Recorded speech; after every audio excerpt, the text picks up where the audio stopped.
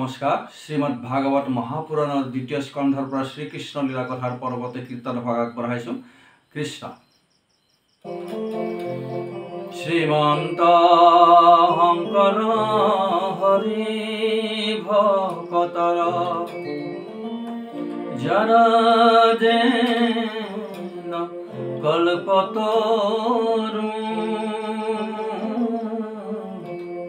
তাহানে তো বিনাই নাই নাই নাই আমাৰ পৰম গুৰু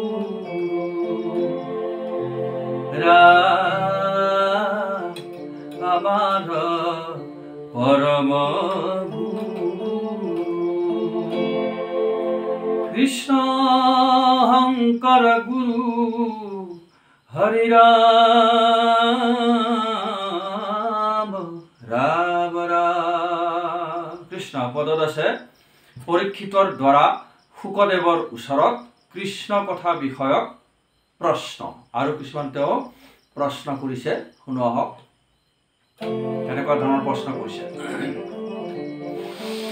আতনন্তরে পুষে নৃপবরে ফুকর শরণ সাই শুনা মহামুনি কৃষ্ণ কথা শুনি মোর তৃষ্ণা বাঢ়ি যায়। কৃষ্ণ কথা শুনি মোৰ তৃষ্ণা বাঢ়ি গৈছে বুলি গুৰু শুকদেৱক পৰীক্ষিত নৃপতিয়ে কৈ আছে। মই যিমান পাৰোঁ শুদ্ধভাৱে স্পষ্টভাৱে উচ্চাৰণ কৰি কীৰ্তন কৰিবলৈ চেষ্টা কৰিছোঁ। আপোনালোকে নিশ্চয় যিসকলে ইচ্ছুক হয়, অনুৰাগী হয়, তেওঁসকলে মই এই কীৰ্তন কৰি গৈ থাকোঁতে নিশ্চয় বুজি পাব।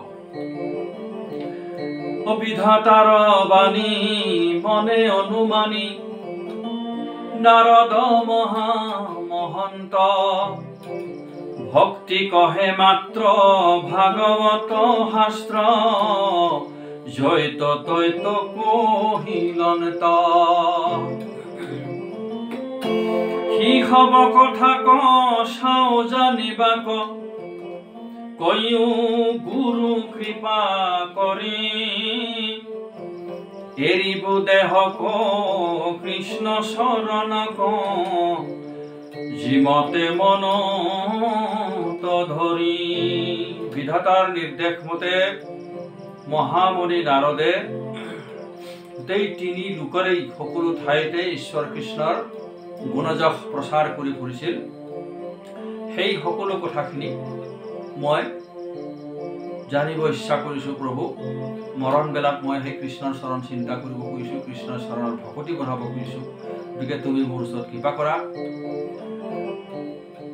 শ্ৰৱণ কীৰ্তন কৰে যিটো জন তাৰ হৃদয় কমলত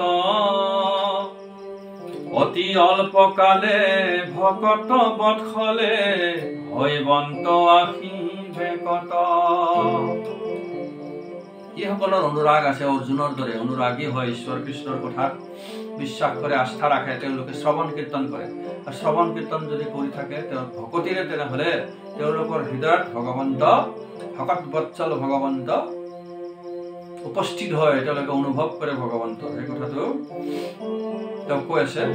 পৰীক্ষিতে গুণ বখানি আছে ঈশ্বৰৰ, আৰু সেই ঈশ্বৰৰ কথাকেই তেওঁ পৰীক্ষিতৰ মুখৰ পৰা শুনিবলৈ বুলি খুব আগ্ৰহ কৰি তেওঁক অনুৰোধ কৰি আছে।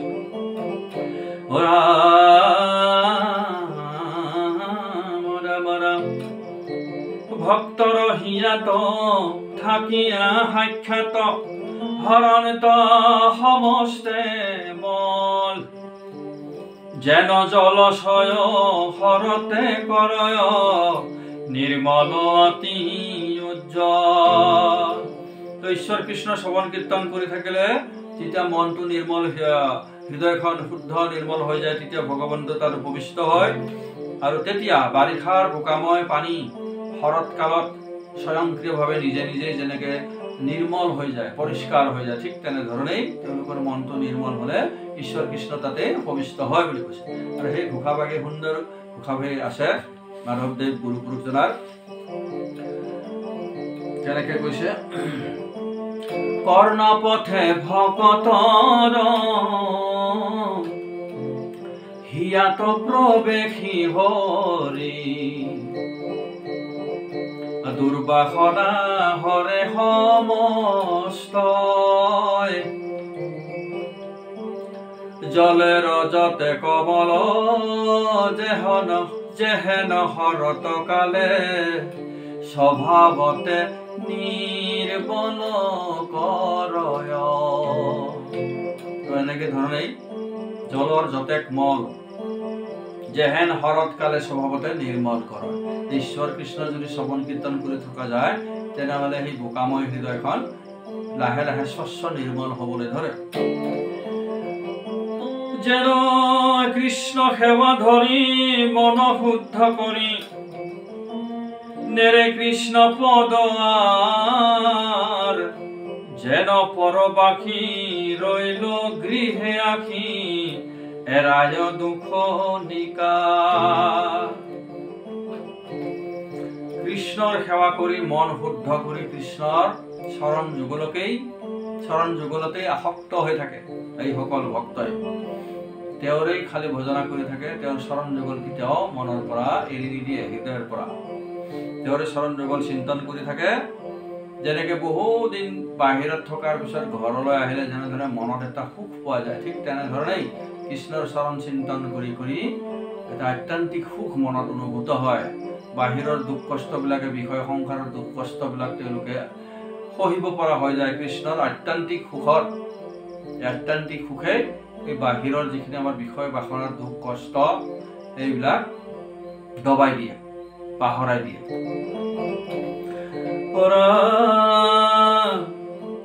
এতেকে আমাৰ কুল দেৱতাৰ কহিও চৰিত্ৰ ছয়, কৃষ্ণ কথা শুনি থাকো মই মুনি, হেন বা ভাগ্য মিলয়। তুমি আমাৰ সেই কুল দেৱতাৰ চৰিত্ৰ ছয়ৰ কথা কোৱা, তেওঁৰ লীলামালাৰ কথা কোৱা, তেওঁৰ কথা শুনি মই যাতে থাকিব পাৰোঁ তেনেকুৱা ধৰণৰ মোৰ ভাগ্য উদয় হওক, তেওঁৰে কথা যাতে মই শুনি থাকিব পাৰোঁ, এনেকুৱা ধৰণৰ তেওঁ ইচ্ছা প্ৰকাশ কৰিছে। কুল দেৱতা বুলি কৈছে গোটেই ত্ৰিজগতখনৰ উদ্গম, যি চ'ৰ্চ অফ এনাৰ্জি, য'ৰ পৰা সৃষ্টি হৈছে ভগৱন্তৰ এই শক্তিটোকে তেওঁ কুল দেৱতা বুলি কৈছে। কৃষ্ণকেই বিষ্ণুকে কুল দেৱতা বুলি কৈছে। তেওঁৱেই এইবিলাক যিবিলাক সৃষ্টি জগতত হৈ আছে তাৰে মূল উদ্গম হ'ল তেওঁৱেই হ'ল বংশৰ প্ৰধান। তেখেতে তেওঁ কুল দেৱতাৰ চৰিত্ৰৰ কথা শুনিবলৈ ইচ্ছা কৰিছে। তেওঁ ৰাম সুতে সৌনকত কন্ত হৰিষত, এহি মতে দ্বিপৱন, সভাৰ মধ্যত সাদৰে শুকত, কৰিলা প্ৰশ্ন বিস্তাৰ। সুতদেৱে সৌনক আদি ঋষিসকলক এই সুখ আৰু পৰীক্ষিতৰ সংবাদটো খুব আনন্দিত মনেৰে কৈ আছিলে। তাৰপিছত কৈছে পৰীক্ষিত যেতিয়া তেওঁ গংগাৰ পাৰত কৃষ্ণ কথা শুনি আছিলে, সেই সভাৰ মাজতেই শুকদেৱক এনেকুৱা ধৰণৰ বহুতো প্ৰশ্ন তেওঁ কৰিলে কৃষ্ণৰ কথা শুনিবলৈ।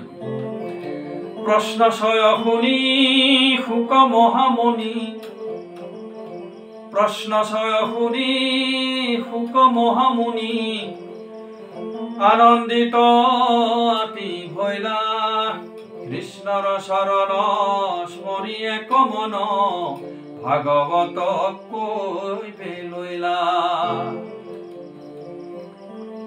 তো শুকমুনিয়ে পৰীক্ষিতৰ এনেকুৱা ধৰণৰ কৃষ্ণ সম্বন্ধীয় কথাবিলাক প্ৰশ্নবিলাক শুনি অতি আনন্দিত হ'ল আৰু প্ৰথমে তেওঁ কৃষ্ণৰ চৰণ চিন্তন কৰি ভাগৱত কথা ক'বলৈ আৰম্ভ কৰিছে বুলি কৈছে। কৃষ্ণৰ চৰণ চিন্তা কৰি ভাগৱত কথা ক'বলৈ আৰম্ভ কৰিছে। তাৰমানে মংগলা চৰণত আমি শুনাই পাওঁ কৃষ্ণৰ কিংকৰ শ্ৰীমন্ত শংকৰদেৱ গুৰু পুৰুষ জনাই পদ ৰচনাৰ আগতে মংগলা চৰণ পদ ৰচনা কৰে, ঈশ্বৰক চিন্তন কৰে। তাৰ মানে প্ৰত্যেকটো কৰ্মৰ আগতেই যিসকলৰ আমাৰ ঈশ্বৰৰ প্ৰতি আস্থা বিশ্বাস আছে, প্ৰত্যেকটো কৰ্মৰ আগতে ঈশ্বৰক চিন্তন কৰা আমাৰ উচিত বুলি কৈছে। আৰু সেয়ে ভাগৱত কথা কোৱাৰ আগতেই কৃষ্ণৰ চৰণ তেওঁ এক মনে স্মৰণ কৰিছে, তাৰপিছতে ভাগৱত কথা ক'বলৈ আৰম্ভ কৰিছে। পদ্ম কলপত ব্ৰহ্মাৰ আগত, কৃষ্ণে কহি দন্ত যত, সি হব কাহিনী শুক মহামুনি, ৰাজাত কৰা বেকত। পদ্ম কলপত ব্ৰহ্মাৰ আগত কৃষ্ণ যিমান কিঠি কথা ক'লে, ব্ৰহ্মাক জ্ঞান দিলে পদ্মকল্পত, তেওঁৰ নাভি কমলৰ পৰা ব্ৰহ্মাক জন্ম দিলে, আৰু ব্ৰহ্মাক তেওঁ কৃপা কৰি ব্ৰহ্মাই কেনেধৰণে আকৌ সৃষ্টি আৰম্ভ কৰিছে, এই সকলো কথাখিনি তেওঁ ক'বলৈ আৰম্ভ কৰিছিল। শুনা নৰনাৰী এক মন কৰি, গোবিন্দৰ গুণসাৰ, পতিতক ত্ৰাণ কৃষ্ণ বিনে আন, একোবতে নাহি কয়। আমাকে কৈছে গোবিন্দৰ গুণচয় এক মানে শ্ৰৱণ কীৰ্তন কৰিব লাগে, তেতিয়াহে আমাৰ পাপবিলাকৰ নাশ হ'ব। আৰু তেওঁৰ শ্ৰৱণ কীৰ্তন কৰাৰ বিনে, তেওঁৰ নাম লোৱাৰ বিনে আমাৰ এই পাপবিলাক কেতিয়াও নষ্ট নহয়। আমি এই জন্মচক্ৰতে ঘূৰি ফুৰিব লাগিব যদি আমাৰ পাপবিলাক গাত লাগি থাকে। সেই কথাটো কৈছে, সংসাৰ নিকাৰ তৰা এহিবাৰ, মুখে লৈয়া হৰি নাম, কৃষ্ণৰ কিংকৰে ৰচিলা শংকৰে, ডাকে বোলা ৰাম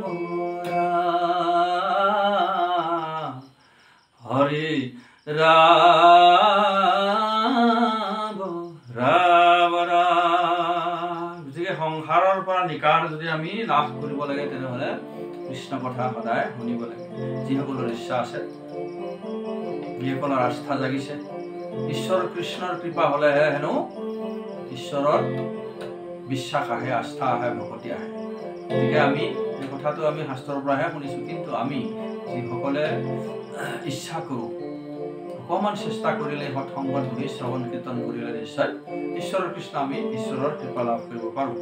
ইয়াৰ পিছত শুকদেৱৰ দ্বাৰা ভাগৱত কথন আৰম্ভ কৰিলে তেওঁ। এতিয়া পদ শুকনি গদতি শুনি উক বিষ্ণুৰাত, প্ৰশ্নৰ উত্তৰ চৈ কহিব তোমাত, কৃষ্ণ সেৱা বিনে আন ধৰ্ম নাহি কয়, ভকতিত মাত্ৰ জ্ঞান উপজয়। কৃষ্ণ ভকতিত মাত্ৰ জ্ঞান উপজয়। কৃষ্ণ সেৱা বিনে আৰু কোনো ধৰ্ম নাই বুলি কৈছে। আৰু কৃষ্ণত যদি ভকতি কৰা হয়, তেনেহ'লে জ্ঞান, কৰ্মৰ জ্ঞান, ঈশ্বৰৰ জ্ঞান সকলোখিনি নিজে নিজেই প্ৰাপ্ত হৈ যাব যদি আমি ভকতি কৰিব পাৰোঁ। আগতে প্ৰথমে কৃষ্ণৰ হে কৃপাত ব্ৰহ্মাৰ ভয়লা জ্ঞান, কৃষ্ণ কৃপা বিনে কাৰ্য সাধিবা কটান। কৃষ্ণৰ কৃপাতহে ব্ৰহ্মাই জ্ঞান পালে কৈছে। তেওঁকে নিমিত্ত কৰি তেওঁৰ নিজৰ মহিমা নিজে ব্যক্ত কৰিছে, ব্ৰহ্মাক নিমিত্ত কৰি। গতিকে তেওঁ কৃপা কৰি ব্ৰহ্মাক জ্ঞান দান কৰিছে, আৰু সেই জ্ঞানৰ পৰাই ব্ৰহ্মাই সৃষ্টি ৰচনা কৰিছে।